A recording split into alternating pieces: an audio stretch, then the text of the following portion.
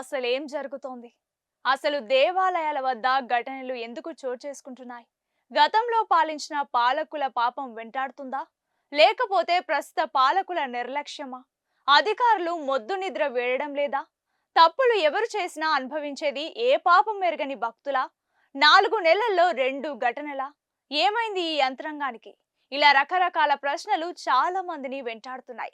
కూటమి అధికారంలోకి వచ్చిన తర్వాత దేవాలయాల వద్ద ఘటనలు ఎక్కువగా జరుగుతున్నాయి. గడిచిన 4 నెలల్లో ఇది రెండో ఘటన.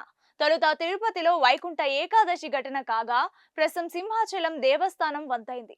కలియుగ వెంకటేశ్వరుడిని మరో అవతారంగా సింహాద్రి అప్పన్నను భావిస్తారు భక్తులు. ఈ 2 ఘటనలు ఆ స్వామి సన్నిధిలో జరగడంతో ఏం జరుగుతోందని సగటు భక్తులు చర్చించుకోవడం మొదలైంది. స్వామిని పూజించడంలో ఎక్కడో తెలియని తప్పు చేసి ఉంటారని అనుకుంటున్నారు అందరూ. ఎప్పుడూ లేని విధంగా ఇలాంటి ఘటనలు జరగడమేంటి?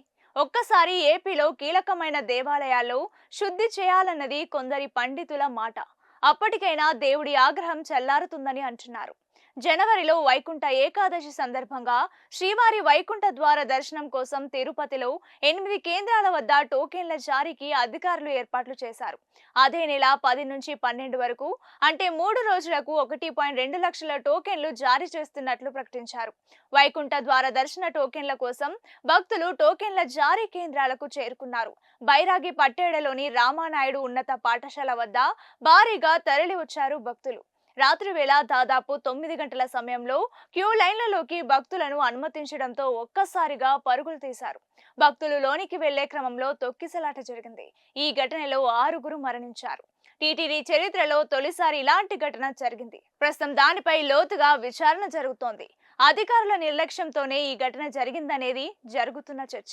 ఇక సింహాచలం దేవాలయం విషయానికొస్తే తిరుపతి మాదిరిగా ఇక్కడ కూడా టికెట్ల వ్యవహారమే. పైగా చనిపోయింది కూడా భక్తులే. ఏడాదికి ఒక్కసారి స్వామి నిజరూప దర్శనం కోసం వివిధ ప్రాంతాలు, రాష్ట్రాల నుంచి భక్తులు భారీగా తరలి వచ్చారు. ఉచిత క్యూ లైన్లతో పాటు 300 రూపాయల దర్శనం లైన్లను ఏర్పాటు చేశారు అధికారులు. అదే సమయంలో రాత్రి సింహాచలం పరిధిలో భారీ వర్షం కురిసింది. కురిసిన వర్షానికి సింహాద్రి కొండలు తడిచి ముద్దయ్యాయి. ఆలయ మెట్ల మార్గం వెంబడి 300 రూపాయల దర్శనం టికెట్ల కౌంటర్లను ఏర్పాటు చేశారు అధికారులు. ఈ మధ్యనే మెట్లకు దన్నుగా ఉండేలా రిటైనింగ్ వాల్ నిర్మించారు. ఆ ప్రాంతంలో టికెట్ కౌంటర్ ఏర్పాటు చేయడం తప్పు. ఈ వాల్ నిర్మాణం నాసిరకంగా ఉండడంతో వర్షపు నీటితో ఆ ప్రాంతంలో భూమి మెత్తగా మారిపోయింది. రాత్రి కురిసిన వర్షానికి ఆలయ పరిసర ప్రాంతాల్లో వర్షం నీరు వచ్చి చేరింది. ఫలితంగా గోడ ఉన్న వర్షపు నీరు, మట్టి బరువు అమాంతంగా పెరిగిపోయింది. గోడ బలంగా లేకపోవడంతో దాని దిగువనున్న గోడ భక్తులపై ఒక్కసారిగా కుప్పకూలింది. ఈ ఘటనలో 8 మంది భక్తులు ప్రాణాలు కోల్పోయారు. లూజ్ సాయిల్ ఉన్న ప్రాంతాల్లో లైట్ బ్రిక్స్ తో నిర్మాణం ఎలా చేపట్టారన్నది అసలు పాయింట్. కొండ ప్రాంతాల్లో నిర్మాణాలు చేపట్టినప్పుడు పునాదులతో కాంక్రీట్ నిర్మాణాలు చేయాలి. అక్కడ దేవాదాయ శాఖ అధికారులు నిర్లక్ష్యం స్పష్టంగా కనిపించింది. గోడ కూలిన ప్రాంతంలో ఐరన్ మెష్ ఉండడంతో ప్రమాద తీవ్రత తగ్గిందని, లేకుంటే ఆ విషాదాన్ని ఊహించుకోలేమని అంటున్నారు కొందరు భక్తులు. మొత్తానికి ఎవరు చేసిన తప్పో లేక తెలియక చేసిన తప్పో ఈ పాపం సామాన్య ప్రజల మెడకి చుట్టుకుందనే చెప్పాలి.